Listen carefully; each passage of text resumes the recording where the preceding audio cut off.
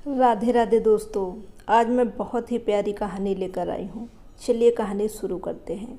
सड़क दुर्घटना में माता और पिता दोनों को खोने के बाद साक्षी लगभग अवसाद की स्थिति में पहुँच चुकी थी। एक ही झटके में जब भगवान ने सिर से माता और पिता दोनों का ही साया छीन लिया हो तो इससे ज़्यादा बदकिस्मती बच्चों के लिए क्या हो सकती है।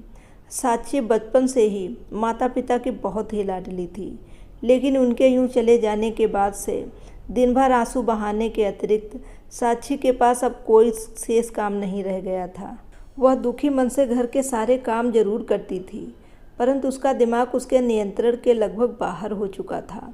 उठते बैठते सोते जागते बस हर वक्त उसकी आंखों में माता पिता का ही चेहरा घूमता रहता था। इतना बड़ा झटका लगने के बाद साक्षी स्वयं को संभाल नहीं पा रही थी। उसे ऐसा महसूस हो रहा था जैसे उसकी दुनिया ही उजड़ गई है। उसके दोनों बच्चे उच्च शिक्षा प्राप्त करने के लिए पिछले 2 साल से अमेरिका में रह रहे थे। साक्षी के पति विवेक साक्षी का पूरा ख्याल रखते थे, उसका दिल बहलाने का हर संभव प्रयास करते थे, परंतु माता पिता को खोने का दुख क्या होता है ये भी वो अच्छे से जानते थे। इसलिए वो साक्षी को रोने से नहीं रोकते थे।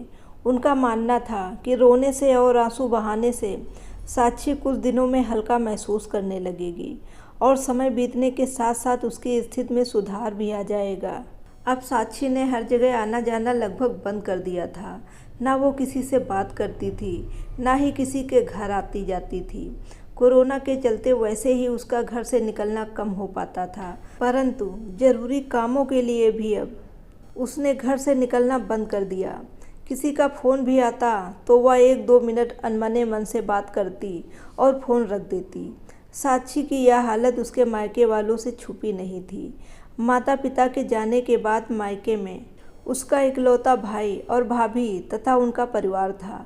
माता पिता को खोने का गम साक्षी के भाई सरस को भी उतना ही था जितना कि साक्षी को, परंतु बहन को हिम्मत और हौसला देने में वह कभी पीछे नहीं हटा।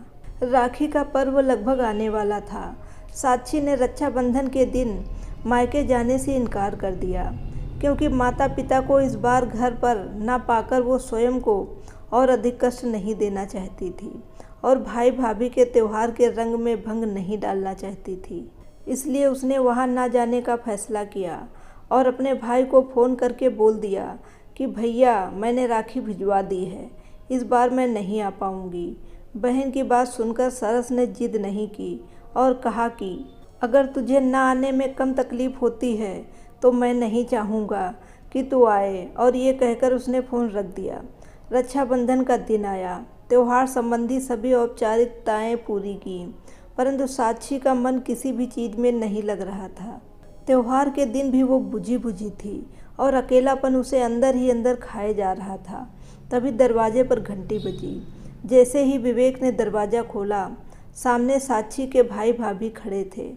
भाई भाभी को देखकर साक्षी फूट फूट कर रोने लगी।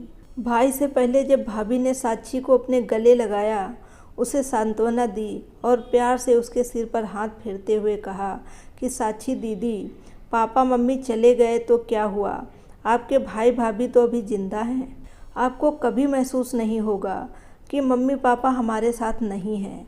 आज से आपकी ये भाभी आपकी भाभी नहीं, आपकी माँ हुई। आप उम्र में चाहे मुझसे बड़ी हैं, परंतु भाभी होने के नाते रिश्ते में मैं आपसे बड़ी हूँ।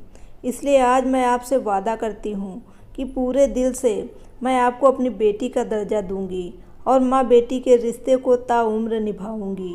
भाभी की ऐसी बातें सुनकर साक्षी अपने आंसुओं पर नियंत्रण नहीं रख पाई, परंतु इस बार उसकी आंखों में दुख के नहीं खुशी के आंसू थे। दोस्तों, पूरी कहानी सुनने के लिए आपका बहुत बहुत शुक्रिया।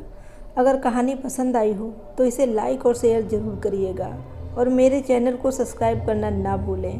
Thank you very much.